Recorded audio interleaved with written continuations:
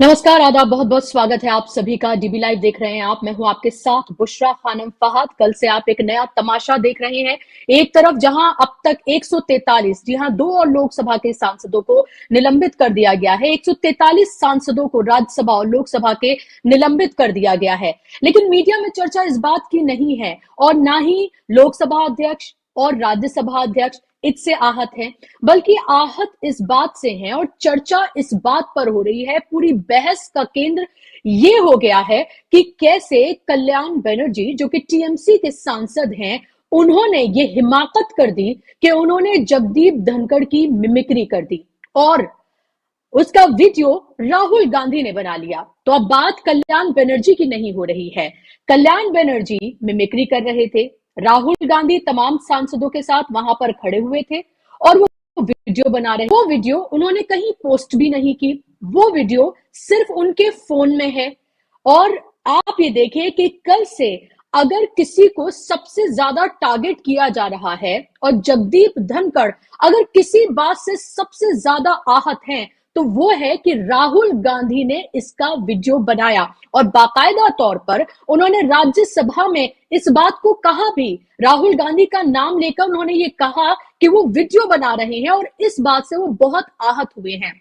अब आप ये सोचिए कि कल्याण बनर्जी एक्टिंग कर रहे थे, राहुल गांधी सिर्फ वहां खड़े होकर वीडियो बना रहे थे। वो वीडियो कहीं उन्होंने पोस्ट भी नहीं किया है, लेकिन पूरा मीडिया, पूरा बीजेपी तंत्र जो है वो राहुल गांधी के पीछे पड़ गया है। सो कॉल्ड जो जाट समुदाय के लोग हैं, जिनकी भावनाएं बहुत आहत हुई हैं, वो जब रैली निकाल रहे हैं दिल्ली में, तो वो राहुल गांधी हाय हाय के नारे लगा रहे हैं, वो कल्याण बनर्जी हाय हाय के नारे नहीं लगा रहे हैं। तो इससे आप ये समझिए कि कितना डर राहुल गांधी से लगता है और कितना गला राहुल गांधी से बीजेपी का सूखता है कि एक्टिंग, मिमिक्री कोई और करे और आप देखिए टारगेट राहुल गांधी को किस तरह से बनाया जा रहा है। और आपको, इससे पहले मैं आगे बढ़ूं, और इसके और बहुत सारे पॉइंट्स हैं जो मैं आपके सामने रखना चाहूंगी, लेकिन मैं सुनवाना चाहूंगी कि राहुल गांधी ने पहली बार इस पर कुछ बोला है। सुनिए आप राहुल गांधी ने क्या कहा है। राहुल सर, वाइस प्रेसिडेंट कह रही है उसका अपमान किसने किया, कैसे किया? वहां पे एमपीज बैठे हुए थे, मैंने उनका वीडियो लिया। मेरा वीडियो मेरे फोन पे है, मीडिया दिखा रहा है, मीडिया कह रहा है, मोदी जी कह रहे हैं, किसी ने कुछ कहा ही नहीं है। अपनी कास्ट पे लिया है सर, वो कह रहे कास्ट का अपमान हुआ, किसानों का अपमान किया। नहीं, सुनिए, देखिए वहां पे हमारे 150 एमपीज को बाहर फेंक दिया, ठीक है। उसके बारे में मीडिया में कोई चर्चा नहीं हो रही है, ठीक है। उनको आपने पार्लियामेंट से बाहर उठा के फेंक दिया, उसकी कोई चर्चा नहीं हो रही है। अदानी जी पे कोई चर्चा नहीं हो रही है। राफेल पे फ्रांस ने कहा है कि भैया इन्वेस्टिगेशन नहीं अलाउ हो रहा, उस पर कोई चर्चा नहीं हो रही है। बेरोजगारी पे कोई चर्चा नहीं हो रही है। हमारे एमपीज वहां पे दुखी हैं, बाहर बैठे हुए हैं, उन पे आप चर्चा कर रहे हो।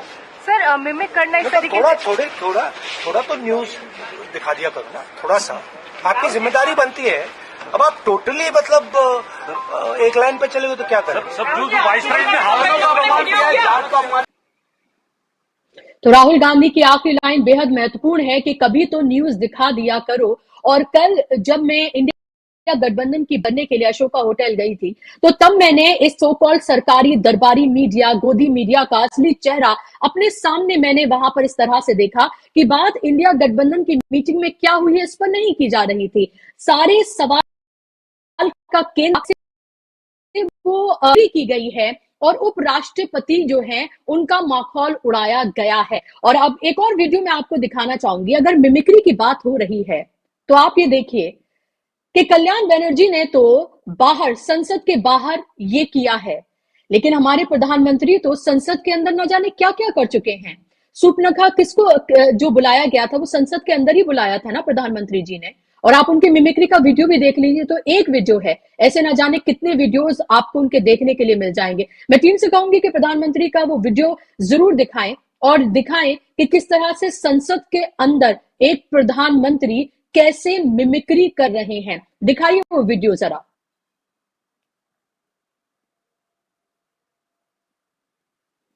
तो चलिए मैं आपको वीडियो तो उठो उठो उठो। कैसे आंख खोली जा रही है, कैसे बंद की जा रही है, इतनी जल्दबाजी क्या है?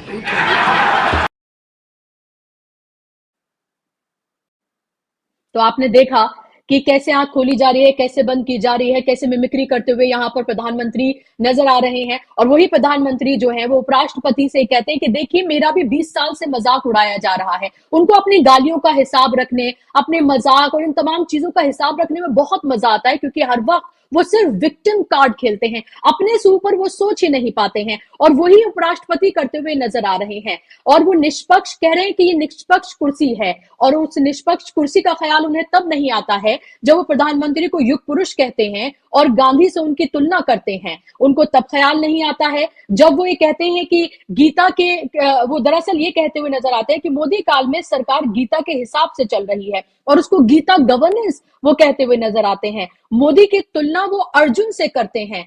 तब उनको अपनी इस निष्पक्ष कुर्सी का ख्याल नहीं आता है जब वो एक भारतीय जनता पार्टी के किस्म की तरह बात करते हुए नजर आते हैं। और अब आप ये देखिए कि वो जिस तरह से कल्याण बनर्जी ने जो मिमिक्री की है उसमें कोई उन्होंने इंसल्ट जैसी कोई बात नहीं की है, और उन्होंने सिर्फ एक तरह से जैसे वो बात करते हैं उसको एक तरह से मिमिक किया है। और मिमिक्री करना, कार्टून बनाना इस देश राग नहीं है। और आप मैं ये भी बता दूं कि इससे पहले मनमोहन सिंह से लेकर जवाहरलाल नेहरू, सोनिया गांधी, राहुल गांधी, इनको लेकर जिस तरह के कार्टून, जिस तरह की मिमिक्री और जिस तरह के अपशब्दों का इस्तेमाल किया गया है, कि क्या अगर उपराष्ट्रपति के लिए ये कहा गया है और प्रधानमंत्री अपने 20 साल के मजाक और गालियों का हिसाब जो है वो रख रहे हैं, तो क्या इन सब का हिसाब नहीं होना चाहिए? हमने 10 साल में देखा है कि कैसे कोई कार्टून या किसी की मिमिक्री करने पर अब FIR हो रही है। और यही सवाल है कि लोकतंत्र का गला आप ये देखिए हर दिन किस तरह से घोटा जा रहा है। अभी जिस वक्त मैं आपसे बात कर रही हूं, अमित शाह पार्लियामेंट में, लोकसभा में 3 बेहद important new criminal law bills जो हैं वो पेश कर रही है, ऐसे वक्त में जब 97 लोकसभा के सांसदों को सस्पेंड कर दिया गया है। ऐसे वक्त में 3 बेहद महत्वपूर्ण जो क्रिमिनल लॉ के जो बिल्स हैं उनको वहां पर पेश किया जा रहा है, जब पूरा विपक्ष अमित शाह से ये कहता रहा, ये मांग करता रहा कि संसद की सुरक्षा में जो सेंध हुई है, ये राष्ट्रीय सुरक्षा का मामला है, वो गृह मंत्री हैं इस देश के, वो पार्लियामेंट में आकर जवाब दें, तो वो तब नहीं आते हैं। लेकिन जब 143 सांसदों को और लोकसभा के 97 सांसदों को जब सस्पेंड कर दिया जाता है, तो वहां पर आकर बिल पेश कर रहे हैं। आप मंशा समझिए कि कैसे विपक्ष की गैर मौजूदगी में एक तरह का तानाशाही रवैया दिखाते हुए, एक तरफा बात करते हुए, कैसे वो जो बिल्स हैं उनको पेश किया जा रहा है ताकि किसी डिस्कशन, किसी उसके बगैर उनको ऐसे ही पास करा लिया जाए। अब जगदीप धनखड़ जो हैं वो ये कह रहे हैं कि वो किसानों का और उनकी जात जो है, यानी जात, उसका अपमान है। लेकिन जब जो जाट बेटियां हैं हरियाणा की, वो जब जंतर मंतर पर, जो कि संसद से चंद किलोमीटर की दूरी पर है, वहां पर बैठकर वो धरना प्रदर्शन करती हैं और ये कहती हैं कि उनके साथ मोलेस्टेशन किया गया है, वो भी बीजेपी के एक सांसद की तरफ से, तब ये जो जाट बेटे हैं इनकी भावनाएं आहत नहीं होती हैं। जब किसानों को, जो कि जाट समुदाय से जुड़े हुए थे, जब उनको आतंकवादी, जब उनको उपद्रवी, जब उनको न जाने किन किन नामों से बुलाया जाता है, टिकैत को किन किन नामों से बुलाया गया, जब ये जो जाट बेटे हैं इनको किसी तरह की कोई इनको आहत नहीं होती है उनकी भावनाएं, लेकिन उनकी मिमिक्री कर दी गई तो उनकी भावनाएं बुरी तरीके से आहत हो गई, क्योंकि वो अपने से आगे सोच ही नहीं पा रहे हैं। मैं आपको सुनवाना चाहूंगी कल्याण बनर्जी ने, जब उनसे पूछा गया मीडिया से कि जो उन्होंने मिमिक्री की है उससे उनकी भावनाएं बहुत आहत हुई। देखिए किस अलग अंदाज में उन्होंने इसका जवाब दिया है, सुनिए जरा उनको भी।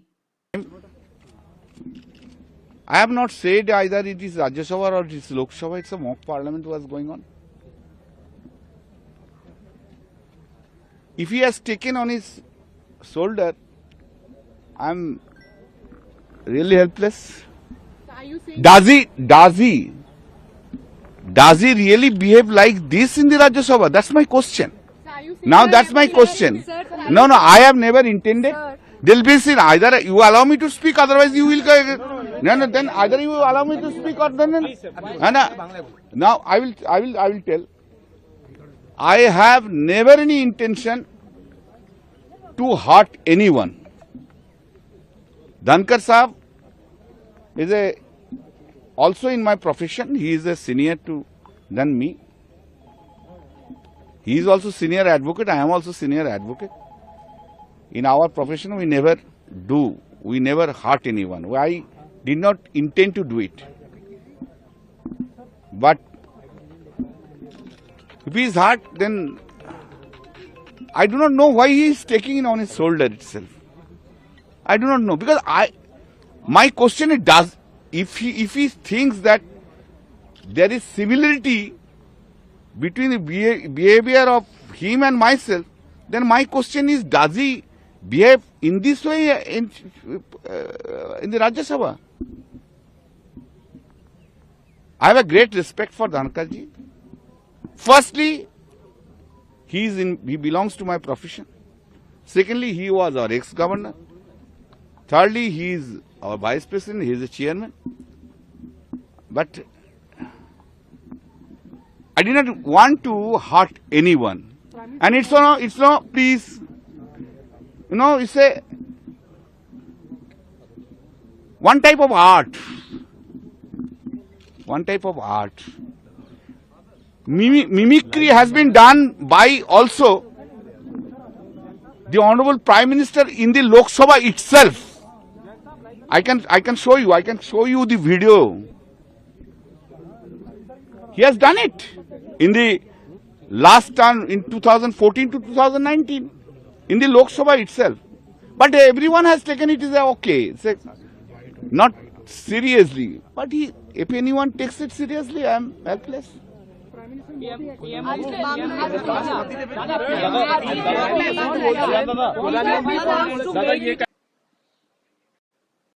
तो आप कल्याण बनर्जी को सुना, उन्होंने कहा कि मेरा मकसद किसी को हर्ट करना नहीं था, ये भी एक तरह की आर्ट है।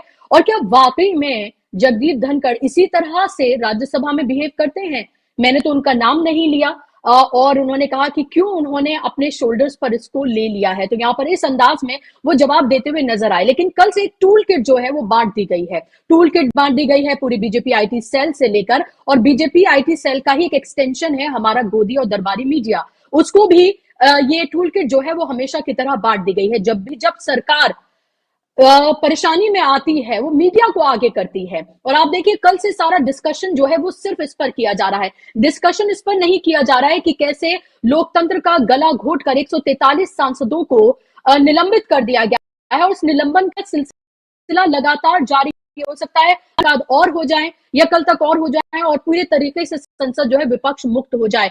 कांग्रेस मुक्त का नारा बीजेपी ने तो दिया ही था, लेकिन लग रहा है कि इस नई संसद में, इस अमृत काल में, अमृत बेला जो बह रही है, उसमें संसद को विपक्ष मुक्त करने का इरादा प्रधानमंत्री नरेंद्र मोदी का जरूर लग रहा है। वो तस्वीर आपने जरूर देखी होगी जिसमें उद्घाटन से पहले वो संसद में अकेले खड़े हुए नजर आ रहे हैं, और लग रहा है, और कांग्रेस ने उसको ट्वीट भी किया है, और लग रहा है कि शायद उनका इरादा यही है।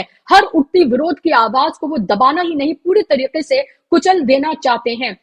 मणिपुर से लेकर कोई भी मुद्दा हो, उस पर एक उनकी ऐसी खामोशी है, एक ऐसी क्रिमिनल खामोशी है उनकी, कि जो भी अहम मुद्दे होते हैं उस पर वो खामोशी तान लेते हैं, लेकिन जब कोई जरूरी मुद्दे, गैर जरूरी मुद्दे हैं, उन सब पर वो अपनी राय रखते हैं। और अब ये देखिए कि लगातार जिस तरह से विपक्षी सांसदों को जो है वो टारगेट किया जा रहा है, और कल से एक जो काम जो दे दिया गया है कि कल्याण बनर्जी के बहाने राहुल गांधी को टारगेट किया जाए, निशाना दरअसल राहुल गांधी को बनाया जाए। इसी पर हम बात करेंगे। मेरे साथ खास मेहमानों का पैनल जुड़ गया है। मेहमानों को स्क्रीन पर ले आइए, मैं उनका तारुफ तमाम जो हमारे दर्शक हैं उनसे मैं करा दूं। 4 मेरे खास मेहमान हैं जिनको आप देख सकते हैं। राकेश कपूर जी हैं, सीनियर जर्नलिस्ट, मेरे साथ जुड़ गए हैं। शिबा असलम फहमी साहिबा हैं, सीनियर जर्नलिस्ट हैं, पॉलिटिकल एनालिस्ट हैं, मेरे साथ जुड़ गई हैं। इसी के साथ ही विवेक देशपांडे जी, सीनियर जर्नलिस्ट, राकेश अचल जी, सीनियर जर्नलिस्ट, मेरे साथ जुड़ गए हैं। चारों मेहमानों का बहुत बहुत स्वागत, इस्तकबाल। शुरुआत शिबा जी मैं आपसे करूं, कैसे देख रही हैं आप इसको? ये जाट समुदाय का वो कह रहे हैं कि अपमान है, बहुत सीरियसली उन्होंने ले लिया है। कल्याण बनर्जी का नाम नहीं लेती, लेते हैं, लेकिन राहुल गांधी लेना वो नहीं भूलते हैं। वो आहत इस बात से ज्यादा हैं फिर राहुल गांधी ने आखिर इतनी हिम्मत कैसे कर दी कि उन्होंने वो वीडियो अपने फोन में कैप्चर कर लिया जिसको उन्होंने पोस्ट भी नहीं किया है। और जब वो कह रहे हैं कि ये कुर्सी जो है निष्पक्ष है, लेकिन जब इतनी बड़ी तादाद में जब सांसदों को विपक्ष के वो निलंबित करते हैं तब उन्हें उस निष्पक्ष कुर्सी का ख्याल नहीं होता है। शुक्रिया बुशरा जी। आपके सुधी दर्शक ये बात जानते हैं कि ये जो चल रहा है इसमें असली मुद्दा ना वीडियो है, ना राहुल गांधी है, ना मिमिक्री है, ये सब कुछ नहीं है, ये सब बहाना है। वो ये भी कह सकते थे कि संसद में ये लोग बैठे मुस्कुरा रहे थे और मुस्कुराहट में व्यंग था। वो ये भी कह सकते थे कि इन्होंने मेरी तरफ देखा और घूर के देखा, कुछ भी कह सकते थे। अच्छा, ये सब ना भी कहते और कहते कि नहीं आप बाहर रहिए, अंदर नहीं आने देंगे, हम लोग कुछ खास काम कर रहे हैं, अब आप बाहर रहिए। सवाल ये है कि ये हम कर क्या लेते? जो भी बहाने से वो बाहर कर रहे हैं विपक्ष को, उसके जवाब में, उसके तोड़ में देश के पास ऑप्शंस क्या बचे हैं? असली सवाल ये है। सवाल ये नहीं है कि मिमिक्री किसी और ने की और वीडियो किसी और ने बनाया और वीडियो जारी भी नहीं किया, उसके बावजूद उनका गोदी मीडिया राहुल गांधी के पीछे पड़ गया। राहुल गांधी डिनाई कर दें अगर कि मैंने नहीं बनाया, और अगर बनाया भी तो लोकसभा के बाहर बनाया और वो मेरे पर्सनल कंजम्पशन के लिए है, मैं कोई नजारा कैप्चर कर रहा था, मेरी मर्जी, उस पर तो रोक लगा नहीं सकते। तो ये किसी भी धारा के अंतर्गत अपराध तो है नहीं। अगर आपने पोस्ट किया होता और उसमें कोई डेरोगेटरी बात होती और ऐसी बात होती तो आप कह भी सकते थे, लेकिन ये सब कुछ भी नहीं है। हम जानते हैं कि ये बच्चों को बहलाने के लिए बड़े लोग जितनी मेहनत करते हैं कि बच्चे बहल जाए, ये उतनी मेहनत भी नहीं कर रहे। ये हमारी पूरी समझदारी का, हमारी पूरी बुद्धि का क्या कहना चाहिए, ये उसकी बेइज्जती है, हमारे इंटेलेक्ट की बेइज्जती है कि ये इतना मामूली बहाना बना रहे हैं। बहाना तो ढंग का बना लो, बहाना तो सॉलिड बना लो, ये तो लगे कि हाँ कुछ हुआ है, लेकिन अब उनको ये सारा कुछ करने की जरूरत नहीं है। तो मेरा ये कहना है कि अगर वो ये बहाना ना बनाए और बाहर कर दे, और जो बचे हैं उनको भी बाहर कर ही दें, कि जरूरत क्या है आपकी? जब आपकी हाँ या ना से फर्क नहीं पड़ता तो आपकी क्या जरूरत है? अच्छा, फिर कानून संसद में ही क्यों बनाए? हाँ, अमित शाह साहब कहेंगे मेरी मर्जी, मैं अपने दफ्तर से, अपने घर से, अपने बेडरूम से बनाऊंगा। सवाल ये है कि हमारे पास इसको रोकने का कोई इसका तोड़ है क्या? एक डेमोक्रेसी के नाम पे कुछ बचा है क्या? क्या आपके पास ऐसी जुडिशरी है? क्या आपके पास ऐसा मीडिया है? यही दो कुछ कर सकते थे। दोनों के पास दोनों कुछ नहीं है। जुडिशरी के बड़े मेधावी लोग अपनी चर्चाओं में और सेमिनार्स में जो भयानक बातें करते हैं, जो बड़ी बड़ी बातें करते हैं, वो सारी बातें वो अपना जजमेंट लिखते हुए उनके ऊपर बेताल हावी हो जाता है, उनके कपाड़ पे आके बैठ जाता है और वो उनसे कुछ और लिखवा देता है। तो सवाल ये है कि डेमोक्रेसी जो है हमारे यहाँ की, वो एक्सपायरी पर है। अब वो दवा है जो देखने में तो है लेकिन असर नहीं है, बल्कि वो एक्सपायर्ड दवा कई बार जहर बन जाती है। तो ये एक्सपायर्ड दवा है, एक्सपायरी है, अब इसकी मियाद पूरी हो चुकी है। अब ये मियाद पूरी होने के बाद का जो आपके पास छिलका बचा है या शीशी में अगर आपको कोई दवा रखी दिख रही है तो वो है, लेकिन है नहीं, और अगर उसको आप और इस्तेमाल करेंगे तो हो सकता है आपकी जान को खतरा है। तो अब आप लोकसभा छोड़िए, कोई भी पार्टी हो ना हो, तानाशाही हो या राजशाही हो या डिक्टेटरशिप हो या लोकतंत्र हो, कुछ भी हो, अगर वो बेअसर हो जाए, उसकी मियाद पूरी हो जाए, तो आपके पास बचता क्या है? आपके पास सिर्फ बचता है अवाम और मैदान। अवाम और मैदान जो बचा है, अगर आप घेर सके हम सारे देशवासी, तो कुछ निकलेगा, वरना डेमोक्रेसी की मियाद पूरी हो चुकी है। अब लोकसभा का रोना रोने से कोई फायदा है नहीं। अब इसके बाद आप निकल के जाएंगे कहा? पार्लियामेंट्री डेमोक्रेसी में सुप्रीम कोर्ट से भी ऊपर जो जनता के प्रतिनिधियों की आवाज होती है वो होती है। तो बहुमत का जो अकूत बहुमत का जो भयावह रूप हम देख रहे हैं, हम लोगों को अब समझ में आ गया है कि बहुमत कितनी खतरनाक चीज हो सकती है। मेरा यही कहना है, democracy has expired in India. Thank you.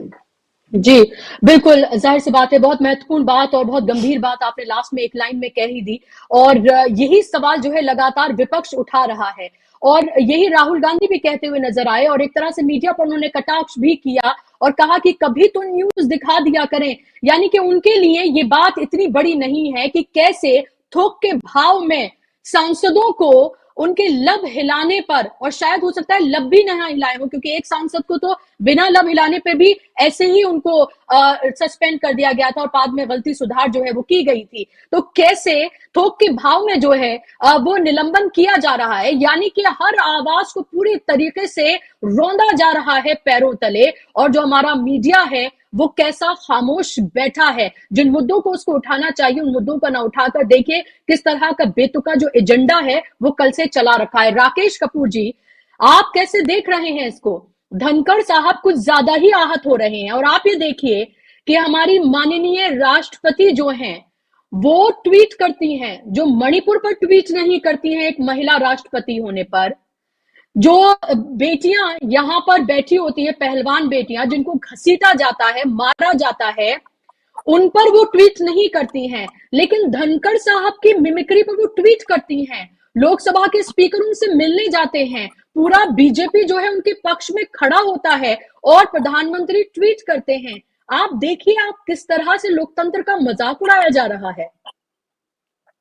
पक्के तौर पर अजीब तमाशा हो रहा है भारत में आजकल, और ऐसा लगता है कि राजनीति से, सियासत से ह्यूमर गायब हो चुका है। ये बीजेपी वो पार्टी है जिसमें अटल बिहारी वाजपेयी थे, और अटल बिहारी वाजपेयी का सबसे बड़ा कंट्रीब्यूशन जो था पॉलिटिक्स में वो ये था कि उन्होंने सेंस ऑफ ह्यूमर लाए थे वो पॉलिटिक्स में। ये सबसे बड़ा कंट्रीब्यूशन था। उसके बाद उनका कंट्रीब्यूशन अगर इससे भी बड़ा था तो वो संसदीय प्रणाली की शुचिता का था, जब उनकी एक वोट से सरकार गिर गई थी। तो बीजेपी की ये विरासत है।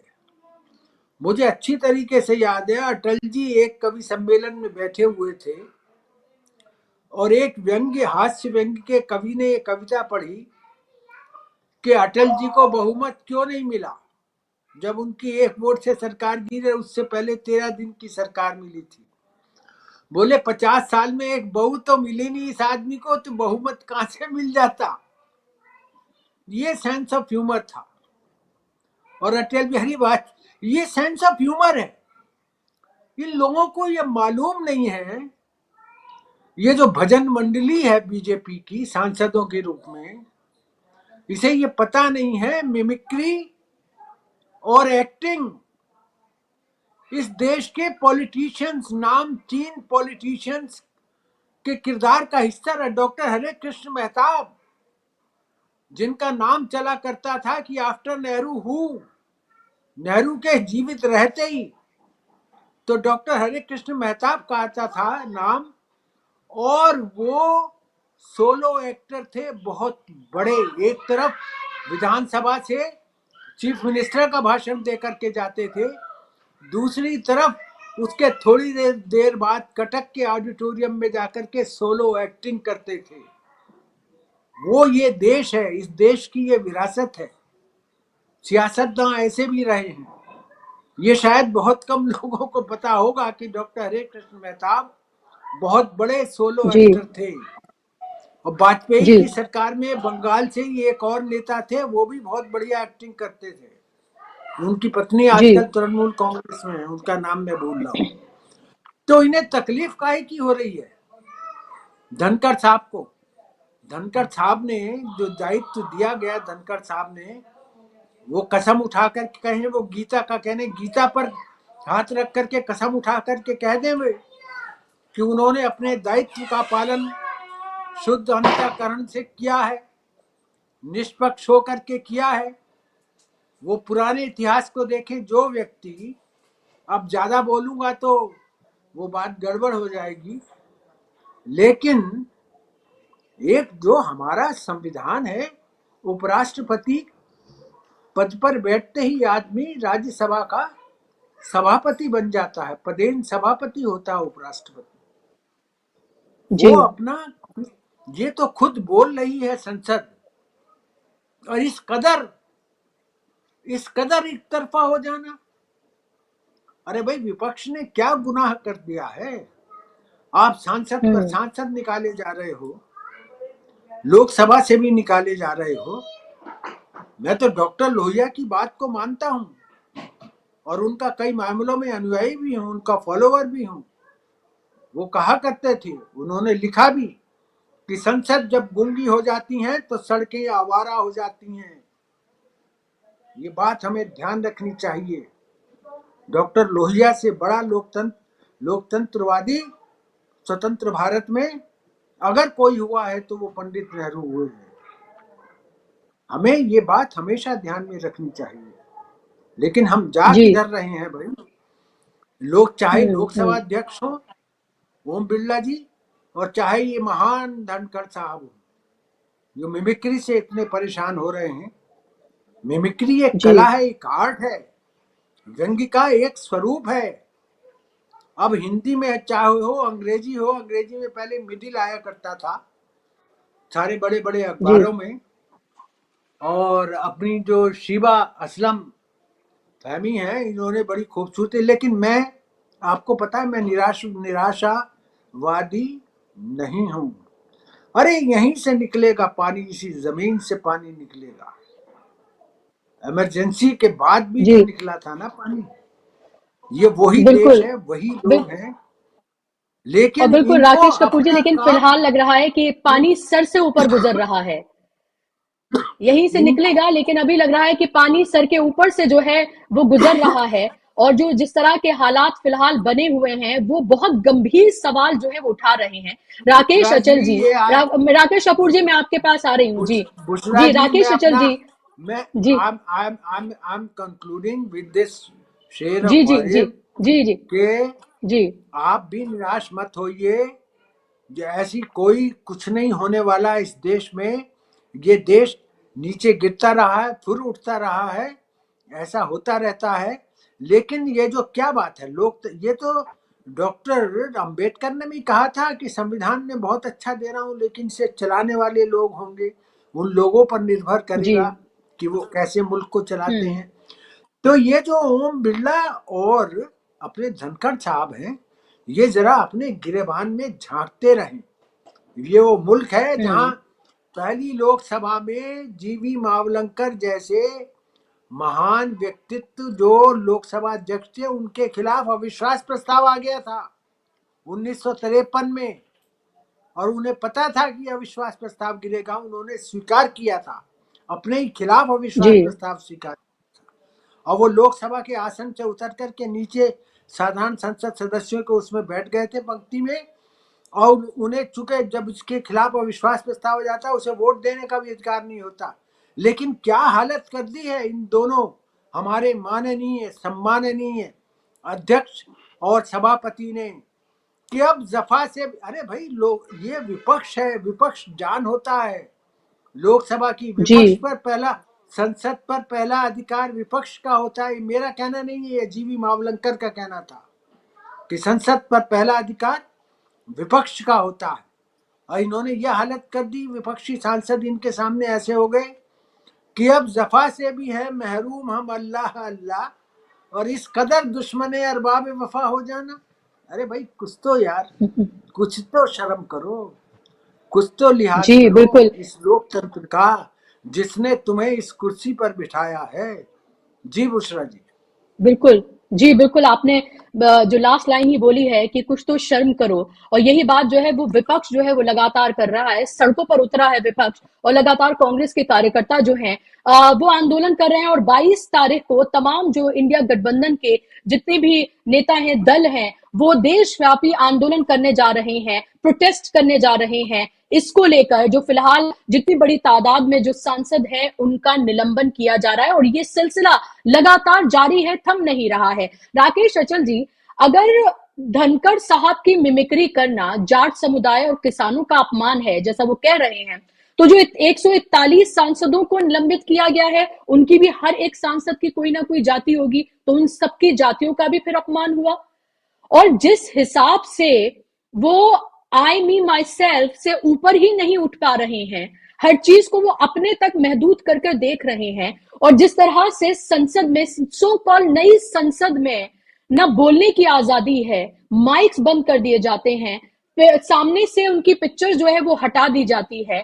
तो आप ये बताइए कि कैसे आखिर ये लोकतंत्र जो है वो आगे बढ़ेगा अगर आप विपक्ष की को ही पूरी तरीके से खामोश कर देंगे, संसद के बाहर ईडी, सीबीआई, आईटी से संसद के अंदर उन्हें निलंबित करके। धन्यवाद बुशरा जी। देखिए, लोकतंत्र को खामोश करने की कोशिशें तो हो रही हैं, इसमें कोई दो राय नहीं है, लेकिन सबसे महत्वपूर्ण बात यह है कि धनखड़ साहब जैसे बहुत गंभीर आदमी, जिनको मैं मानता हूँ, उपराष्ट्रपति हैं, राज्यसभा के सभापति हैं, वे अब इस समय ऐसा बचकाना आचरण कर रहे हैं जैसे वो छुई मुई का पौधा हो कि बाहर सदन के किसी ने उनकी मिमिक्री कर दी और उनका अपमान हो गया, उनकी जाति का अपमान हो गया और उनके समाज, किसान समाज का अपमान हो गया। तो ये तो ऐसा लगता है कि धनखड़ साहब ने इस देश की सियासत की जो रिवायत है उसको कभी देखा नहीं। इस देश की सियासत में विनोद को भी जगह है, व्यंग को भी जगह है, सटायर को भी जगह है, और अभी से नहीं है। अभी जैसे कपूर साहब कह रहे थे, मावलंकर साहब के जमाने से है। एक किस्सा आपको मैं छोटा सा सुना देता हूँ, मैंने पढ़ा था कहीं कि राम मनोहर लोहिया ने चीन के मामले में पंडित जवाहरलाल नेहरू पर सीधा आरोप लगाया था कि आपने इतने 1000 किलोमीटर जमीन चीन को दे दी क्योंकि वो बंजर थी। तो ये बहुत आक्रामक बयान था और हास्य का पुट भी इसमें था, लेकिन नेहरू जी ने उसका जवाब सिर्फ इतना, अपनी टोपी सिर से उतारी और सिर दिखा के बोले, देखो भैया लोहिया जी, मेरा सिर भी बंजर है, इसमें बाल नहीं उगते, तो ये नहीं है कि मैं इसको कटा के दे दूं। तो ये आपका आरोप गलत है। ये महावीर त्यागी ने कहा था, ये अचल जी, जी महावीर त्यागी ने कहा था। महावीर त्यागी त्यागी का ये महावीर त्यागी जी ने कहा था, जो महावीर त्यागी देहरादून से लोकसभा सांसद होते थे और कॉन्स्टिट्यूंट असेंबली के मेंबर भी थे आजादी से पहले। हाँ, ये उन्होंने कहा था मुझे कि जब ये कहा था, नेहरू जी ने कहा था कि वहां बंजर जमीन थी, कुछ नहीं होता है, तो उन्होंने कहा, त्यागी जी ने टोपी उतारी, बोले नेहरू जी इस पे भी कुछ नहीं होता, इसे भी पाकिस्तान, इसे भी चीन को दे दो। हो गया। जी हाँ, जी हाँ। तो किस्सा ये है कि हमारे यहाँ इतना दरियादिली रही है संसद में, और अभी हाल तक रही है, साल पहले तक रही है, लेकिन अब राजनीति, अदावत की राजनीति है, उसमें व्यंग, विनोद, हास्य का कोई स्थान नहीं है। ये तो धनखड़ साहब हैं। अभी मध्य प्रदेश में जबलपुर शहर में एक श्याम रंगीला करके मिमिक्री आर्टिस्ट था, उस गरीब ने किसी सार्वजनिक मंच पर मोदी और शाह के खिलाफ की एक मिमिक्री कर दी, उसके खिलाफ आपराधिक मुकदमा कायम हो गया, जबकि भारतीय दंड संहिता में किसी भी अनुच्छेद में मिमिक्री अपराध की श्रेणी में नहीं रखा गया। ऐसे ही एक दूसरी घटना हुई, वहां पर एक आदिल अली करके कलाकार थे, मिमिक्री कर दी तो उनके खिलाफ मुकदमा कायम हो गया। और मुकदमा आप जानते हैं कायम हुआ, धारा 153, धारा 294 के तहत कि आप दंगा भड़का रहे थे, आप समाज में विद्वेष फैला रहे थे। तो मिमिक्रियों से समाज में अगर विद्वेष फैलता तो इस देश में मिमिक्री के और इस दुनिया में मिमिक्री के जितने कलाकार हैं वो आज सब जेलों के भीतर होते, लेकिन ऐसा नहीं है। भारतीय जनता पार्टी की जो सरकार है, जो शुरू में हमारे साथी ने कहा था कि बहुमत का नशा जो है वो इनको इस स्थिति में ले आया है कि इतने असहिष्णु हो गए हैं कि विपक्ष के न चढ़ते हैं, विपक्ष इन्हें चाहिए नहीं। और ये मैं शुरू से कहता रहा हूँ कि ये सरकार ध्वनि मत से संसद को चलाना चाहती है, मेजें थपथपा कर ये सारा कामकाज करना चाहती है, और इस छोटे से मुद्दे को लेकर भी यही हो रहा है। इस आड़ में असली खेल जो हो रहे हैं, जो विधेयक 3-4 अभी पारित कर दिए गए, उसमें यही है कि विपक्ष अगर होगा तो विधेयक पे बोलेगा, देश को बताएगा कि कहाँ गड़बड़ हो रही है। तो सरकार ने ये इसकी वोट लेकर के, इसकी आड़ लेकर के अपना काम चला लिया है। और अब ऐसी मिमिक्रियों की जरूरत है, बड़े पैमाने पर देश की जनता को बताने की जरूरत है। जो 150 सांसद सड़क पर आ गए हैं, जिन्हें निलंबित कर दिया गया है, इनकी ये ड्यूटी है कि ये कला के हर पक्ष का इस्तेमाल करके इस सरकार की तानाशाही को उजागर करे, चाहे वो व्यंग में करे, चाहे हास्य में करे, चाहे कविता लिख के करे, चाहे अभिनय लिख करके करे। इसमें उसे डरने की जरूरत नहीं है। और सवाल ये है कि लोकतंत्र कभी एक्सपायर नहीं होगा, उसे एक्सपायर करने की कोशिश की जाएगी, जहर उसे पिलाया जाएगा, नफरत का जहर, वो कोशिश जारी है। लेकिन ऐसी मिमिक्रियां उस जहर का असर कम करने के का काम करेंगी, ये आप देखेंगे बुशरा जी। जी बिल्कुल। और जब जब सरकार घिरती है वो मीडिया को आगे करती है विवेक देश पांडे जी, और उसी मीडिया को उसने आगे किया है। कल से टूल किट जो है वो पूरी तरीके से बांट दी गई है। मैंने खुद अपनी आंखों से, जैसे मैंने पहले भी कहा, देखा मैंने जब इंडिया गठबंधन की मीटिंग को मैं खुद कवर करने के लिए गई तो मैंने देखा कि किस तरह से वहां पर जो सवाल पूछे जा रहे थे, सारे सवालों का जो सेंटर था वो मिमिक्री थी। आप ये देखिए कि कैसे एक बेतुकी बात को पूरा उसका बतंगड़ जो है बनाया जा रहा है, क्योंकि टूल किट पहुंचा दी गई और बता दिया गया है कि सरकार जिन मुद्दों पर घिर रही है उससे कैसे डाइवर्ट किया जाए और लोगों को असलियत पता ही ना चले, जनता को असलियत पता ही ना चले। हम जैसे जो मीडिया संस्थान है एक माध्यम जरूर है, लेकिन आपको पता है जो सो कॉल मेन स्ट्रीम मीडिया है उसकी रीच कहां तक है, और विपक्ष को पूरी तरीके से दबाने, कुचलने और खत्म करने की जो कोशिश है। अब ऐसे में उस विपक्ष को भी सड़कों पर उतरकर, जिसकी वो तैयारी कर रहा है, जो कल भी बात कही गई थी इंडिया गठबंधन में, कि सड़कों पर उतरकर अब उसको जनता के बीच जाकर ही बताना पड़ेगा कि देखिए आपने हमें चुनकर भेजा था अपने मसले उठाने के लिए, अपनी बात कहने के लिए पार्लियामेंट में, लेकिन हमें वहां पर बोलने ही नहीं दिया जा रहा है, बल्कि उठा के हमें बाहर फेंक दिया गया है। कैसे देखते हैं विवेक जी आप इस पूरे सिनेरियो को? जी ऐसा है कि जो कुछ भी उस दिन हुआ पार्लियामेंट के बाहर, जिस तरह की मिमिक्री जो कल्याण बैनर्जी है उन्होंने की, देखकर बहुत मजेदार लगा, बहुत हंसी भी आई। लेकिन ऐसा है कि ये अपोजिशन जो कुछ भी करता है उसके खिलाफ बीजेपी जो कुछ भी बोलती है वो अपोजिशन को स्टिक कर जाता है, वो अपोजिशन के खिलाफ चला जाता है। बीजेपी चाहे कुछ भी कर ले, उनके खिलाफ आप कुछ भी बोले, वो उनको स्टिक नहीं करता है, चिपकता नहीं है उनको। मतलब पेट्रोल डीजल की कीमतों से लेकर जीडीपी से लेकर जीएसटी तक जितने सारे मुद्दे प्रधानमंत्री जी ने, और अपने गैस की कीमतों से लेकर सारे मुद्दे, किसानों की आय को लेकर जितने भी मुद्दे प्रधानमंत्री 2014 से पहले उठा रहे थे, वो सारे मुद्दों पर वो खुद जब प्रधानमंत्री बने तो पिछले 10 साल में किसी एक मुद्दे पर वो खरे नहीं उतरे हैं। वो सारे मुद्दे उनके लिए भी उतने ही लागू हो जाते हैं जो पहले की जो सरकार थी उनको लागू होते थे, उतने ही, उससे ज्यादा बल्कि, क्योंकि अगर आपने वो मुद्दे उठाए थे तो आपका काम था कि आप उनका निराकरण करते, आप उनके सॉल्यूशंस निकालते। लेकिन पेट्रोल की कीमतें, डीजल की कीमतें बढ़ती ही गई, गैस की कीमतें बढ़ती ही गई। जीएसटी जो है वो जिसका आपने विरोध किया वो आपने लाया, वो भी 4 लेयर्स में लाया, एक जीएसटी नहीं बनाया। और आपने जो कुछ भी किया वो सब आपके जो वक्तव्य थे उसका एकदम उल्टा आपने किया। तो लेकिन उसके बावजूद ये सारे, अनएम्प्लॉयमेंट है, उसके बाद में महंगाई है, ये सारी बातें मोदी जी को नहीं चिपकती है।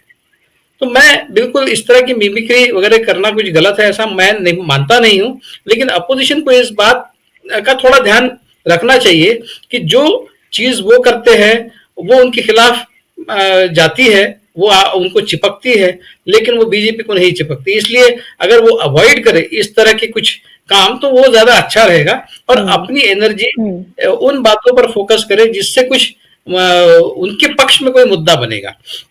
वैसा है जब मोदी जी कहते हैं और जब धनखड़ जी कहते हैं तो वो उसका पूरा मीडिया, उसका जो भी उनका गोदी मीडिया है वो उसको उठा लेता है और उसका कुछ ना कुछ इम्पैक्ट अपोजिशन के खिलाफ होता है। तो इसलिए इस तरह के ट्रैप में अपोजिशन न आए। हालांकि वो मिमिक्री करना बाय इटसेल्फ कोई गलत, कोई बहुत बुरी चीज ऐसा नहीं। आपने तो ये भी दिखा दिया कि मोदी जी किस तरह से मिमिक्री करते थे। अब मिमिक्री करने का तो इनका, लालू प्रसाद यादव के आप पुराने जितने भी भाषण है लोकसभा में वो देख लीजिए, उन्होंने अटल बिहारी वाजपेयी से लेकर सबका उन्होंने पार्लियामेंट में मिमिक्री, उस समय के बीजेपी ने कभी उसके ऊपर ऑब्जेक्शन नहीं उठाया। तो ये एक लाइटर मोमेंट होता है, बहुत ही ड्रैब और बोरिंग प्रोसीडिंग से थोड़ा सा मन हल्का हो जाए, उसमें थोड़ा मजा आ जाए, कुछ स्पाइस ऐड हो जाए, इसलिए इस तरह का सब किया जाता है। पार्लियामेंट के अंदर अगर मोदी जी कर सकते हैं, वो कुछ ऐसा कर रहे थे, जो भी है, तो मोदी जी अगर कर सकते हैं तो फिर पार्लियामेंट के बाहर कोई नहीं कर सकता। ये किसने बताया? और ये जो धनखड़ जी है, इनके आप पार्लियामेंट के बाहर के भाषण देखिए, इन्होंने पार्लियामेंट के अंदर के भी भाषण देखिए। पार्लियामेंट के अंदर एक बार उन्होंने ऐसा कहा, मोदी जी के बारे में इतनी मोदी जी की प्रशंसा की थी कि वो किसी भी पीठासीन अधिकारी को बिल्कुल भी शोभा नहीं देने वाला, एक पूरी तरह से पार्टीजन, इस तरह से कि मोदी जी मान लो भगवान है, तो इस तरह से जब कोई भी जो चेयरपर्सन है राज्यसभा का या फिर लोकसभा का स्पीकर हो, वो अगर इस तरह से पार्टीजन तरीके से बिहेव करेगा, आपने सही बताया कि वो जो 141 लोगों को जिनको बाहर निकाला है वो भी तो किसी जाति के हैं, तो क्या उनकी जाति का अपमान हुआ? ये हर चीज में जात निकालना और कहना कि हम तो जात पात मानते ही नहीं, हम तो जात पात की राजनीति करते ही नहीं, ऐसा कहना और फिर इस तरह की बात करना, अपनी खुद की जात बार बार निकालना, जो मोदी जी भी निकालते हैं, तो ये बेशर्मी की हद है। एक उदाहरण मैं आपको दूंगा, जो भुजबल जो महाराष्ट्र के मंत्री है, वो जिन्होंने अभी वो मराठा एजुटेशन के खिलाफ आवाज उनकी मुखर हो गई है और उन्होंने बिल्कुल हम इस तरह का रिजर्वेशन ओबीसी के अंदर किसी को नहीं मिलने देंगे, इस तरह की एक भूमिका ली है। तो भुजबल जी ने किसी जमाने में मोदी जी की नकल उतारी थी, उसका वीडियो है, और जिस एंकर के साथ में बैठ के वो नकल उतार रहे हैं उसमें वो बिल्कुल मोदी जी की आवाज निकाल कर कह रहे हैं, मित्रों गुजरात ने तो इतनी तरक्की की है कि हमारे यहाँ एयरपोर्ट में रेलवे गाड़ी आती है और रेलवे स्टेशन पे हवाई जहाज उतरता है। इस तरह का वो एक मिमिक्री कर रहे हैं। उसका वीडियो अवेलेबल है यूट्यूब पर, आप देख सकती है। अब वो जो एंकर है वो भी गोदी मीडिया वाला एंकर है, वो ठहाके लगा रहा है, उस समय की बात है, तब पता नहीं था कि ये गोदी मीडिया वाला है, वो ठहाके लगा रहा है, ये मिमिक्री कर रहे हैं। और वही भुजबल जी आज इनके मिनिस्ट्री में मंत्री है, तो क्या बात कर रहे हैं?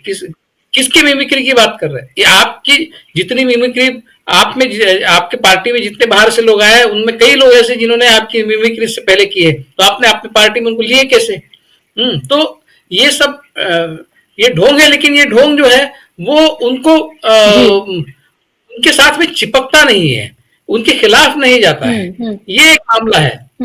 इसलिए अपोजिशन अभी 22 तारीख को जो एजिटेशन वो करने वाले हैं वो सही है, होना चाहिए। आपने ये भी बताया कि वो द्रौपदी मुर्मू, मैं तो बहुत दिनों से कह रहा हूँ कि ये द्रौपदी मुर्मू जो है वो अपनी डिग्निटी खुद मेंटेन नहीं करती है। वो किस तरह की राष्ट्रपति है भाई? प्राइम मिनिस्टर जब आगे चलते हैं और इनको पीछे रखते हैं तब ये ट्वीट नहीं करती है कि राष्ट्रपति का अधिकार है, वो राष्ट्रपति सामने चलने चाहिए और प्रधानमंत्री उनके पीछे चलने चाहिए। तो ये इनको कोई सेल्फ रिस्पेक्ट नहीं है, लेकिन इनका सेल्फ रिस्पेक्ट अभी जागरूक हो गया, वो ट्वीट कर रही है धनखड़ जी के लिए, और मंदिर में जाती है तो मंदिर में बाहर खड़ी रहती है, गर्भगृह में नहीं जाती, इसलिए कि वो अपने आप को आदिवासी मानती है। आदिवासी तो नहीं बोलना चाहिए, वनवासी, क्योंकि वो आदिवासी कैटेगरी में नहीं आती, वो वनवासी कैटेगरी में आती है। तो वनवासी हूं तो मैं मंदिर के अंदर कैसे जाऊं, ऐसा सोचती है। तो ये सारा जो ढोंग है बीजेपी का, ढोंग ये इनका सेकंड नेचर है, मतलब वो उसके सिवाय उनका एग्जिस्टेंस ही नहीं है। लेकिन अपोजिशन को ध्यान रखना चाहिए कि उनके ऊपर जब बात उलट दी जाती है बीजेपी की तरफ से, तो उनको थोड़ा उससे नुकसान होता है। वही नुकसान उसी तर्ज पर की गई बात जो बीजेपी ने की है, उनको उसका नुकसान नहीं होता है। तो ये आज की एक विडंबना है, उसको हम कुछ नहीं कर सकते, क्योंकि उनका जादू चल रहा है मोदी जी का, तो उनका सब कुछ चल जाता है। अभी रामदास आठवले जो है वो क्या है? आपकी मिनिस्टर है, वो क्या करते हैं पार्लियामेंट में?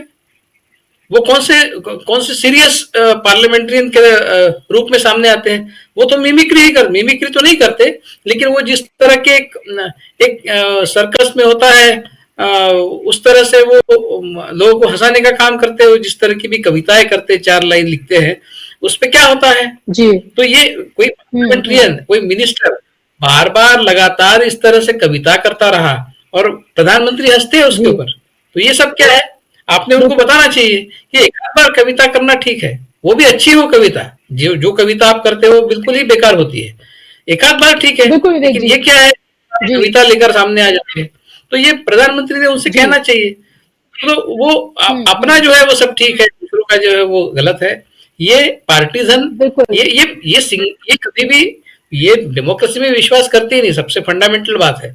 इसलिए ये अपोजिशन को हमेशा ही इस तरह से कोसते रहेंगे, और अपोजिशन को बहुत सतर्क रहना होगा और अपनी बात जो है वो वो ढंग से रखनी चाहिए। अभी मिमिक्री करने का समय नहीं है, अभी झगड़े का समय है। सड़क पर आकर सत्ता के लिए झगड़ने का समय है। मिमिक्री बाद में हो सकती है।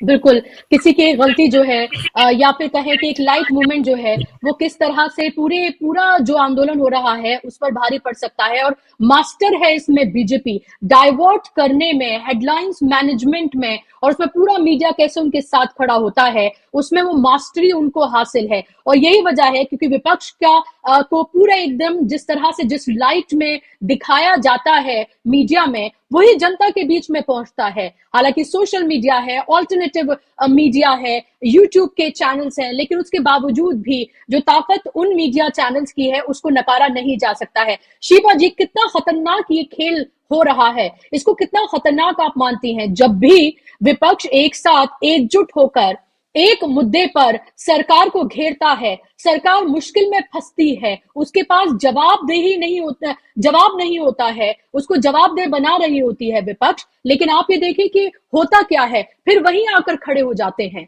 इसको कितना खतरनाक आप मान रही हैं फिलहाल?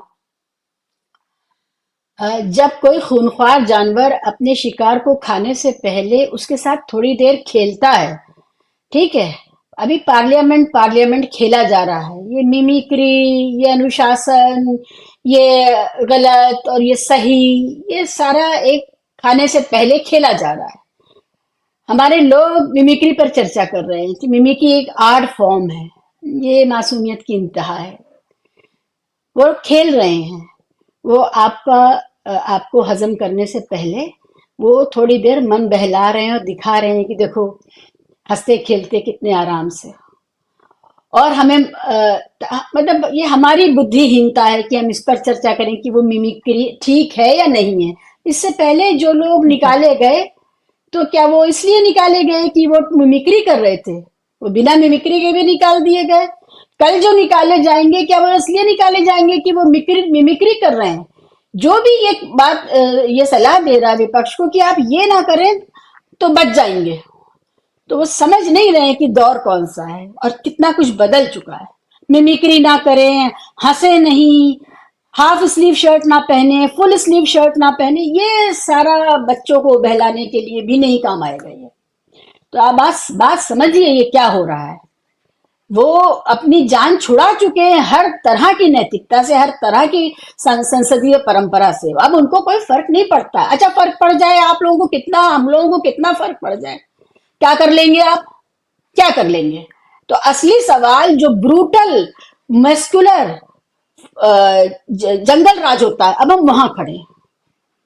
इसलिए ये बातें करना और इस पर टाइम जाया करना कि ये ना होता तो कोई बच जाता है, अरे ये ना होता तो कोई दूसरा गम होना था, ये तो वो है जिन्हें हर हाल में बाहर होना था। तो मैं यही कह रही हूं, अगर बेडरूम से कोई कानून बना के लागू किया जाएगा और जो गलत होगा तो आप ये बताइए कि कर क्या लेंगे। तीसरी बात ये है कि 450 का सिलेंडर हो जाए और 50 रुपए का पेट्रोल हो जाए और वो सारे जो सुविधाएं हैं जो जनता को चाहिए वो देने लगे और बदले में आपसे ये कहें forget about parliament and parliamentary procedure. अब आप वहां खड़े हैं कि जहां पर आपको जनता के अधिकार, जो मैनिफेस्टो में जो वादे किए गए, वो जो प्राइम मिनिस्टर की गारंटीज हैं, वो उन पर सवाल उठाना, उनको मांगना, उनको लागू करना, ये एक बात है। पार्लियामेंट्री सिस्टम बचेगा, पार्लियामेंट की गरिमा बचेगी, ये बिल्कुल अलग बात है।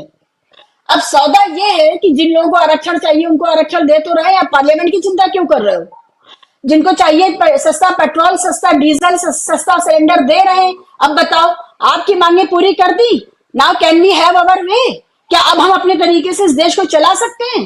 क्या हम अब ये पार्लियामेंट का ढकोसला छोड़ें? हम आपको दे रहे हैं। तो जो बेनेवोलेंट या थोड़ी देर के लिए जो परोपकारी या इस तरह का देने वाला शासक है, वो निरंकुश होने की उसको इजाजत है या नहीं है? हम वहां पर खड़े हैं, हम इस पर नहीं खड़े हैं कि किस सांसद ने क्या। अरे संसद के बाहर कुछ भी हुआ उस पीठासीन अधिकारी के बोलने का मतलब ही नहीं है। लेकिन ये कहे कौन? मिमिक्री पर हम चर्चा करेंगे। अब वो हमें बता रहे हैं कि अब आप इसमें फंस जाइए, और हम खुशी खुशी फंसने को तैयार हैं। डेमोक्रेसी की मियाद पूरी हो चुकी है, लोकतंत्र की मियाद पूरी हो चुकी है। आप सौदा आपसे ये होगा, जो ज्यादा ताकतवर गिरोह है, ग्रुप है, मान लीजिए जाट एक ताकतवर समुदाय है और उनकी कोई मांग है और हम सब उनके पीछे चल रहे हैं कि नहीं, जाट ये आंदोलन आगे बढ़ा रहे हैं, किसान ये आंदोलन आगे बढ़ा रहे हैं, किसानों की मांग पूरी कर दी गई और किसान घर बैठ गए। अब आप क्या करेंगे? पार्लियामेंट बचाएंगे या नहीं बचाएंगे? और कौन बचाएगा? आप समझिए आप कहां खड़े हैं। ये बात वो नहीं है जो हम लोग मतलब हम अपने पैराडाइम, हम अपने तयशुदा जो हमारा अखाड़ा है उससे निकल नहीं रहे। उन्होंने अखाड़ा ही नया बना दिया है, वो नए अखाड़े में लड़ रहे हैं, हम पुराने अखाड़े के नियम लागू करवाने पे लगे हुए हैं। तो ये बात समझने की है। मेरी गुजारिश है, मेरे सीनियर्स यहाँ पर मौजूद हैं, मेरे सुधीर दर्शक यहाँ मौजूद हैं, वो इस बात को समझें कि कोई ऐसा संस्थान बचा नहीं है जो गलत को गलत कहने की जुर्रत करे। और मोदी साहब को भाजपा की भी अब जरूरत नहीं है। मोदी साहब, शाह साहब और मीडिया, ये 3 चीजें चाहिए उनको इस देश पर राज करने के लिए, हमेशा के लिए, और वो कर लेंगे।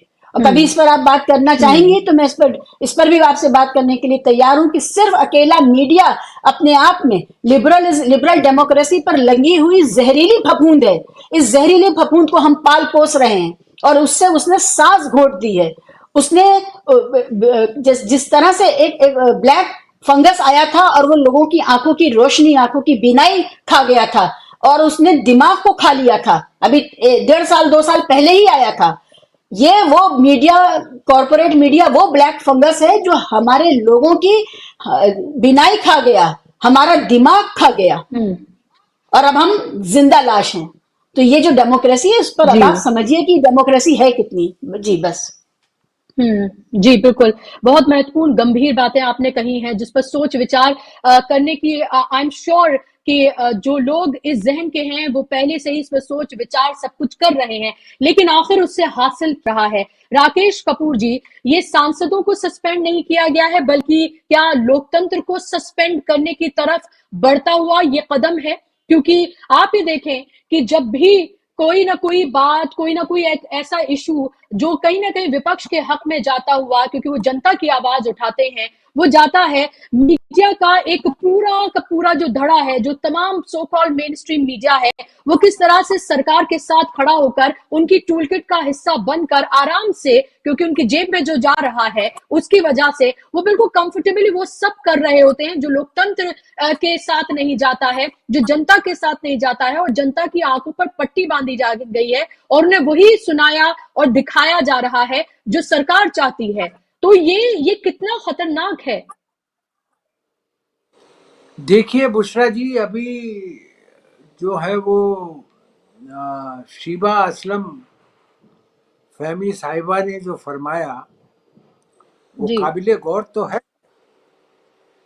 मगर इस कदर निराशा में डूब जाना मैं ठीक भी नहीं समझता हूं। बेशक उनकी बातें सही हैं, उन्होंने जो ये कहा कि एक्सपायरी डेट हो रही है लोकतंत्र की, तो ऐसा संभव नहीं है हिंदुस्तान में, ऐसा हो नहीं सकता। अगर वो फंगस आ जाती है, अगर कोई बीमारी बीनाई खा जाती है, तो एक चिंगारी उस बीनाई को वापस भी ला देती है। ये इस मुल्क का भी इतिहास है, इस मुल्क में ऐसा भी होता रहा है, ये भी हमें ध्यान रखना चाहिए। लेकिन मेरी बात जो समझ में नहीं आ रही है वो ये आ रही है कि किसानों का अपमान कैसे हो गया, जाटों का अपमान कैसे हो गया। वो सभापति जिसके सभापतित्व में 3 किसानों के जो बिल थे वो जबरदस्ती बुलडोज किए जा रहे थे और कर दिए गए थे, जो सभापति है उसके द्वारा। उप सभापति मेरा कोलीग रहा है टाइम्स ऑफ इंडिया ग्रुप में, मुझसे सीनियर थे हरिवंश जी, वो धर्मयुग में सब एडिटर होते थे। मैं नवभारत टाइम्स में ट्रेनी जर्नलिस्ट था। हम जी सब एक ही ट्रेनी जर्नलिस्ट स्कीम की पैदाइश हैं टाइम्स ऑफ इंडिया की। तो जिस तरीके से उन्होंने बुलडोज कर किया और नियमों का उल्लंघन किया, उसकी बहुत आलोचना हुई और उसके खिलाफ राष्ट्रपति को भी ज्ञापन दिया गया था, लेकिन उसमें कलाकारी कर गए थे गुलाम नबी आजाद। अब उनके खिलाफ कहा जा सकता है चूंकि वो धोखेबाज निकले, उन्होंने वहां जी भी धोखा किया, वरना वहां कार्रवाई होती। उस समय उपराष्ट्रपति वेंकैया नायडू थे। लेकिन आज के जो हालात हैं उन पर अगर हम ध्यान से देखें तो ये एक, वो सही कहा, ये एक जो है ऐसा तमाशा किया जा रहा है जिससे ये लगे कि धनखड़ साहब का बहुत बड़ा अपमान हो गया। धनखड़ साहब कहाँ के किसान हो गए? किसान क्या शेयर बाजार में इन्वेस्ट किया करता है? जी ये मिनिस्टर भी रहे और इन्होंने खुद कबूल किया था कि शेयर बाजार में ये इन्वेस्ट करते थे पहले, जब उपराष्ट्रपति नहीं थे। तो मेरी समझ से ये बाहर की बातें हैं। ये एक ऐसा नकाब पहनाया जा रहा है जी पूरी चीजों को, हम्म ये उचित नहीं जी है। ये देश बिल्कुल गांधी का है, इसे स्वीकार करें लोग। और आज भी लोग 80% लोग इस देश को गांधी का देश ही मानते हैं। गांधी बाबा जो हमें बता कर के गए हैं उसी रास्ते पर ये देश चलेगा। निराश होने की हमें जरूरत नहीं है, क्योंकि देखिए इसमें बीजेपी की भी मैं गलती नहीं मानता हूं। बीजेपी पार्टी है क्या? बीजेपी का जन्म 1951 में हुआ। जी अब बीजेपी की जो टोटल पॉलिटिक्स है बुशरा जी, वो है जी कांग्रेस की खामियों की पॉलिटिक्स। इनका अपना कोई योगदान तो नहीं है ना देश के आजादी में, देश के विकास में, देश के वैचारिक विकास में। कोई ऐसा योगदान तो नहीं है। 1951 में पैदा हुई पार्टी है। एक इस बात पर हो गई, पार्टी पैदा की गई कि नेहरू लियाकत पैक्ट था, उससे नाराज थे डॉक्टर श्यामा प्रसाद मुखर्जी, उन्होंने इस्तीफा दिया। उसके बाद जनसंघ बनाई और चूंकि उस समय जम्मू कश्मीर में महाराजा के खिलाफ जी शेख अब्दुल्ला की जो तहरीक थी वो कामयाब हो गई थी। कश्मीर जी जी राजा के निजाम से आजाद हो रहा था। तो वहां पर जो प्रजा परिषद थी पंडित प्रेमनाथ डोगरा की, उसको आशीर्वाद प्राप्त था महाराजा हरि सिंह का, उसमें शामिल हो गए डॉक्टर के, वो अलग बात है, श्यामा प्रसाद मुखर्जी। लेकिन ये सब कांग्रेस की खामियों पर की जा रही राजनीति का नतीजा है। ये ईवीएम का जो रोना रोया जा रहा है, ईवीएम लाया कौन था? कांग्रेस ही तो लाई थी। कांग्रेस तो उस समय बढ़ जी चढ़ के टेक्नोलॉजी राकेश के जी जी ईवीएम क्रांति ईवीएम में पर हम बात कर सकते हैं। जी बिल्कुल ईवीएम पे बात नहीं, कर सकते हैं। और हाँ, जी जी तो जी ये बिल्कुल जो है हम किसी जी ये लेकिन जो आज जो है, देखिए ना, लोकतंत्र में किसका जी विश्वास है किसका विश्वास नहीं है, ये हमारे सामने आ रही जी है चीजें और जनता के सामने भी आएंगी। इसलिए मैं निराश नहीं बिल्कुल हूँ। बिल्कुल मैं तो जी लोहिया जी का बिल्कुल फैन हूँ। जी जी बिल्कुल। जी और आप जो हैं, आप बहुत, क्योंकि वक्त की कमी है, माजरत राकेश जी, आज थोड़ा सा कम वक्त आपको दे पा रही हूँ, वक्त की क्योंकि कमी है। और जी मैं चाह रही हूँ कि राकेश जी और विवेक जी से भी एक एक कमेंट में जरूर ले लूं। जी जरूर। राकेश अचल जी, जी राकेश अचल जी, देखिए हम इन तमाम बातों की, हम जो जो डिस्कशन फिलहाल कर रहे हैं मिमिक्री के बारे में, इन सब के बारे में, और जिस तरह से शिवा साहिबा ने भी यहाँ पर बात की, वो तमाम बातें एक तरह से अभी बेमानी सी लगती हैं। क्योंकि फिलहाल देश में जो हो रहा है, जो घट रहा है, जिस तरह से हम कितने भी आशावादी हों, हम कितना भी ये कहें कि ऐसा नहीं किया जा सकता है या एक चिंगारी जो है वो बदल सकती है, हमें होना चाहिए आशावादी, लेकिन सामने जो दिख रहा है उसका पर्दा भी तो नहीं डाल सकते। अगर जख्म को आप ढक दें तो वो ठीक तो नहीं हो जाता, वो नासूर बन जाता है। तो क्या हमें इस तरफ नहीं देखना चाहिए? जो हो रहा है, जो घट रहा है, उसको वैसा उसी तरीके से कहा जाए और उसी तरह से उसे सुना जाए। शिवा जी ने बिल्कुल सही कहा कि हम बहुत खतरनाक दौर से गुजर रहे हैं, लोकतंत्र एक्सपायरी की तरफ जा रहा है। लेकिन मेरा कहना यह है, जब हमने बात शुरू की थी मिमिक्री से, तो इस तरह के प्रहसनों से आप लोकतंत्र की रक्षा कर सकते हैं या नहीं कर सकते हैं, सवाल ये है। तो आपको सदन से बाहर निकाल दिया और आप सदन के बाहर बैठ कर के समय बिताने के लिए कुछ काम कर रहे हैं, मिमिक्री कर रहे हैं, तो इसका संदेश भी देश की जनता तक जा रहा है।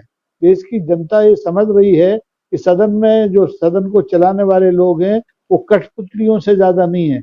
मैं देखता हूँ रोज सदन की कार्रवाई शुरू होती है, 2 क्षण के लिए हल्ला होता है, पीछे से एक पर्ची आती है और सभापति महोदय कहते हैं भोजन अवकाश तक के लिए सदन स्थगित। आपने एक दिन ऐसी कोशिश नहीं की कि आप विरोध प्रकट कर रहे या अपनी बात कहने वाले सांसदों से को समझाएं, उनको फोर्सफुली, हमारे पास मार्शल होते हैं, उनसे बाहर करने की बात करें। आप तो सीधे आते, एक पर्ची आती है, सदन स्थगित। और जब स्थगित सदन से ही आपको काम चलाना है, ध्वनि मत से ही आपको काम चलाना है, तो काहे को ये सारे नाटक चल रहे हैं? अरे भाई, आप मिमिक्री का और किसानों का और जाटों का बहाना छोड़ दीजिए, सीधे सदन को इस सत्र का नहीं करके सीधे कहिए कि हम चुनाव में जा रहे हैं। तो चुनाव में जाने से और राकेश जी, अभी जब आप बात कह रहे हैं और जब मैं आपसे सवाल पूछ रही हूँ, आप ये देखिए कि लोकसभा की कार्यवाही में देख रही हूँ, और उस लोकसभा की कार्यवाही में जो न्यू क्रिमिनल बिल है, जैसे मैंने पहले कहा था, वो पेश कर दिए गए हैं। और ऐसे में जब 97 जो लोकसभा के सांसद हैं वो बाहर हैं, आपने उन्हें बाहर उठा के फेंक दिया है, और आप ऐसे में इतने महत्वपूर्ण 3 जो बिल हैं वो आप लेकर आए हैं, और अमित शाह जी उस पर फौरन आ गए, क्योंकि उन्हें लगा कि इससे कंफर्टेबल तो कुछ हो ही नहीं सकता है उन्हें बिल पेश करने के लिए। ये कितना खतरनाक है लोकतंत्र के लिए। ने यही इशारा किया है कि ये सरकार ऐसे अवसर पैदा कर देना चाहती है जहां की जनता की का दूसरा पक्ष हो ही नहीं, केवल ये हो, और मेजर थपथपा करके ये कानून बना लें, चाहे ईसी की नियुक्ति का कानून हो, चाहे भारतीय दंड संहिता में संशोधन का कानून हो, चाहे समान नागरिक संहिता, कोई भी, ये मनमानी पर आमादा हैं। और ये सब बहाने जो जिसको धनखड़ साहब आगे बढ़ा रहे हैं, कपड़े का सांप बना रहे हैं, ये भी भारतीय जनता पार्टी की एक रणनीति का हिस्सा है, और इसे समझना चाहिए प्रतिपक्ष को। और मैं तो कहता हूँ ये मिमिक्री एक बनर्जी क्यों कर रहा है? 150 जो लोग निलंबित किए गए हैं, ये अपने अपने क्षेत्रों में जाएं और इसी मिमिक्री कला के जरिए इनको बेनकाब करें। ये देश में किस तरह से तानाशाही थोप रहे हैं और लोकतंत्र की गला घोंटने की कोशिश कर रहे हैं। दूसरा जी बिल्कुल। लास्ट कमेंट विवेक जी मैं आपसे चाहूंगी कि आखिर क्या इसका वे फॉरवर्ड क्या है, क्योंकि हमने बहुत सारे महत्वपूर्ण पहलुओं पर बात की। हमने ये भी कहा कि कैसे ये एक पार्टी की तरफ बढ़ता हुआ देश जो है वो नजर आ रहा है, और वैसे ही मोदी जी कह चुके हैं, उन्होंने लाल किले की प्राचीर से ही कह दिया था कि अगली बार भी वही आ रहे हैं, और तमाम जो लोकतांत्रिक मूल्य हैं उनको किस तरह से उनको खत्म किया जा रहा है, उनको उनकी धज्जियां जो है वो उड़ाई जा रही हैं। 2047 तक की बात करते हैं, पूरा मीडिया देखिए हो हल्ला मचा रहा है और कह रहा है कि तीसरी बार भी अब वही आने वाले हैं, और अब उनके आमने सामने कोई नहीं है। अब की बार 404 पार का नारा जो है वो दिया जा रहा है। ऐसे में विपक्ष एक साथ आया है, इंडिया गठबंधन बना है, कल उनकी मीटिंग हुई, अब उनका कहना है सड़कों पे उतरेंगे, 8 से 10 रैलियां जो है वो उनकी सामूहिक की जाएंगी। क्या इस सब से कोई बात बनती हुई नजर आ रही है? कम शब्दों में मैं आपसे इसका जवाब चाहूंगी।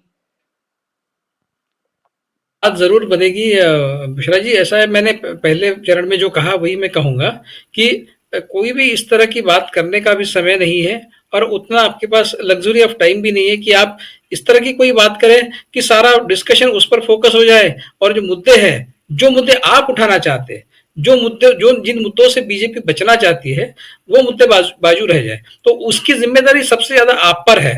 आप अगर किसी ऐसे काम में उलझ जाते हैं, ऐसी किसी बात में उलझ जाते हैं जिसका बतंगड़ बनाया जा सकता है, और आपको पिछले 10 साल का अनुभव है किस तरह से बातों का बतंगड़ बनाते हैं, तो ऐसी कोई भी बात आप न करें जिसका ये बतंगड़ बना पाए। और जो मुद्दे हैं, जिन मुद्दों से वो आहत हो सकते हैं, उन मुद्दों से ये आपका ध्यान भटकाए। तो ये पहली जिम्मेदारी आपकी है। मिमिक्री जरूर करिए, लेकिन थोड़ा रुकिए। मतलब पहले इस बीजेपी की जो सत्ता है उसको कैसे सत्ता से खारिज करना है बीजेपी को, इसकी पहले कोई रणनीति बनाइए। एक बहुत सीरियस तरीके से आपको ये करना होगा। मिमिक्री वगैरह का ये समय नहीं है। हालांकि आपने जो किया है वो बहुत गलत नहीं है, क्योंकि इससे ज्यादा खराब मिमिक्री तो हमने प्रधानमंत्री को सुना है पार्लियामेंट में, जिस तरह से गली का कोई दादा कहता है उस तर्ज पर प्रधानमंत्री ने छाती ठोक कर ये बात कही थी कि एक अकेला काफी है, सारे एक तरफ और एक अकेला काफी है, जैसे मतलब कोई कुश्ती का ये हो। तो ये इस तरह से अगर प्रधानमंत्री जैसा व्यक्ति बात करता है तो लेकिन उनके पक्ष में वो बात जाती है, आप ध्यान में रखिए। उसको जो है, मोदी जी को जो है, वो लोग इस बात पे चाहने लगते हैं और ज्यादा चाहने लगते हैं। तो जो जिस तरह की गलती आप करते हैं उसी तरह गलती अगर वो करे तो वो गलती नहीं, मतलब आपका खून खून और हमारा खून पानी वाला जो न्याय है वो आज हो रहा है, इसलिए आपको ज्यादा सतर्क रहना पड़ेगा। तो ठीक है, आपने जो किया मिमिक्री वो बहुत बड़ा इशू नहीं है, लेकिन आप इससे बचे। आप अभी सीरियसली सड़क पर आकर इस लड़ाई को उसके तार्किक एंड तक, लॉजिकल एंड तक ले जाए। इस बात का भी ये समय आया है। मिमिक्री के लिए हम इंतजार कर सकते हैं 4 महीने 5 महीने बाद अगर आप सत्ता में आते हैं तो फिर थोड़ा बहुत रिलैक्स होने के लिए आप मिमिक्री कर सकते हैं। आज ये मत करिए, क्योंकि आज ये आपके खिलाफ जाएगा। बुशरा जी। जी बिल्कुल। Last comment 30 second Rakesh ji.